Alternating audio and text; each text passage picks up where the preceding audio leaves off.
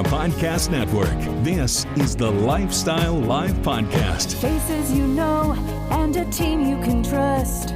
Stories that form your heart.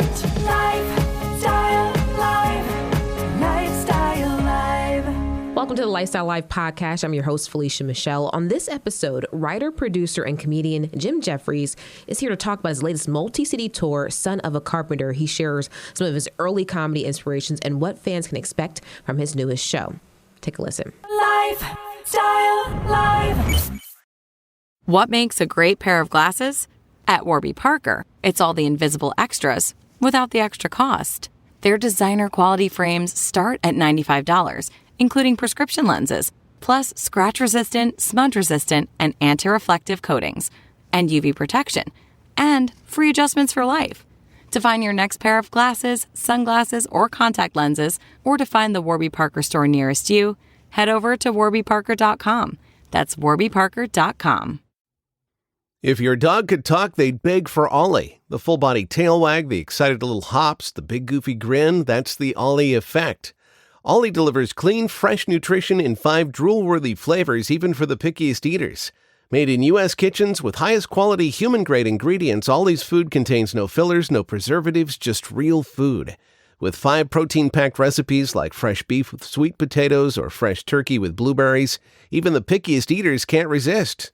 You might think, dang, my dog eats better than I do. And that's probably true when it comes to Ollie. Dogs deserve the best, and that means fresh, healthy food. Head to ollie.com/Wondery. Tell them all about your dog and use code WONDERY to get 60% off your welcome kit when you subscribe today. Plus, they offer a happiness guarantee on the first box, so if you're not completely satisfied, you'll get your money back. That's OLLIE.com/Wondery and enter code WONDERY to get 60% off your first box. Lifestyle Live. Writer, podcast host, whatever you want to call him, he does it all. And Australian native Jim Jefferies is one of the most popular comedians on the entire planet, and he's currently on his newest tour, Son of a Carpenter, which he's bringing here to Indy. He joins me now. Jim, thanks for being here, man. We appreciate it. Thanks for having me. I appreciate you having me on. Yeah, no, this is a lot of fun. You were such a joy for me as a fan of comedy, because you kind of take me back to the old days of comedy where people just kind of said what they wanted and what was on their mind. I think that's how comedy's the direction comedy's heading in at the moment. I think I'm fairly reserved in comparison to some of the more modern comics. But no, I appreciate you saying that. Yeah. No, I'm a bit more long-winded than most modern-day comics. I tell long stories and stuff like that. Yeah. Well, I think that's what's interesting too. Is it is more of a conversation, and really, you've used the words, and other people have used the words of thought-provoking, and right. And I think that's an interesting concept, that you don't have to just hit people with punchlines over and over and over, because a concept can be funny as well, and a conversation can be funny. Between me and you, I'm trying to hit you with punchlines over and over and over. It just turns out I'm not succeeding very well. So I'll go with your concept idea. Yeah, I'm just a stream of consciousness, and I don't know what I'm saying. I'll go with your premise. Yeah, all right, thank you. I'm trying to help you out here. Where does your love of comedy come from? When did this start for you? Very young age. I growing up in Australia, we didn't have HBO specials. We definitely didn't have Netflix growing up. So we didn't really see comedy specials. There was just if a comic was visiting Australia and they did our version of The Tonight Show, we'd get to see someone doing 5 minutes of stand-up once a month or something like that. But there was one comedy special that was a cinematic release, and that was Eddie Murphy's Delirious. It was actually released in the cinema, so that meant you could get that on video. And I was lucky enough when I was like 11 or whatever when that came out to have an 18-year-old brother who could rent it out for me. So we used to rent on Betamax Eddie Murphy's Delirious, and I saw that video so many times, hundreds of times I've seen it. So that was really the first domino push, where I thought that's something that I would like to do. And to this day, there's certain specials where I'm wearing a leather jacket without a shirt underneath because I want to feel like Eddie Murphy. Do you feel like Eddie Murphy?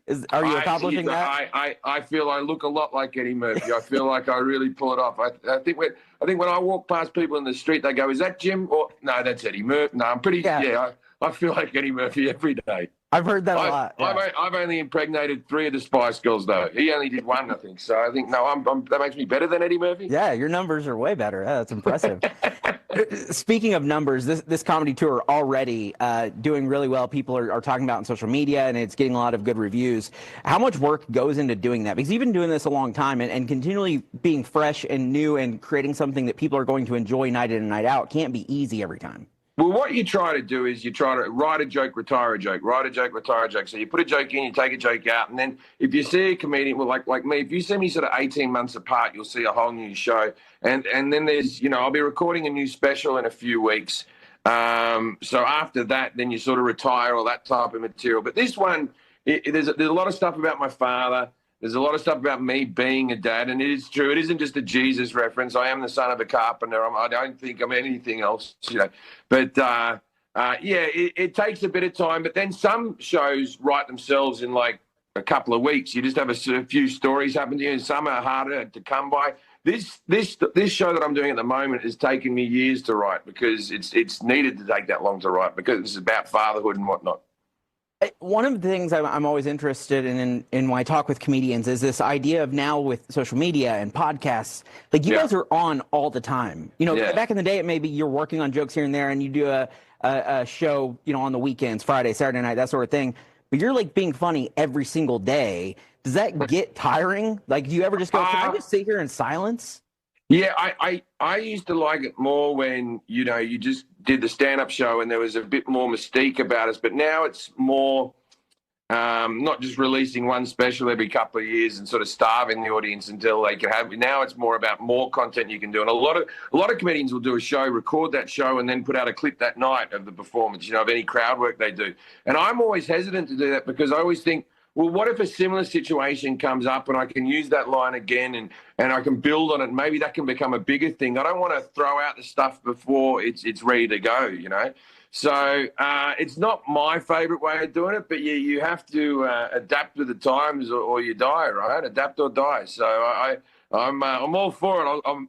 I've heard TikTok's back. I'll get on that one. Yeah, there you go. It's very popular. I found some of your videos on TikTok the other day, actually, when I knew that you and I were going to do an interview. You came across my For You page because their algorithm is insane, and they probably just heard me talking about the fact that I was going to interview Jim Jefferies, and you need to see his videos.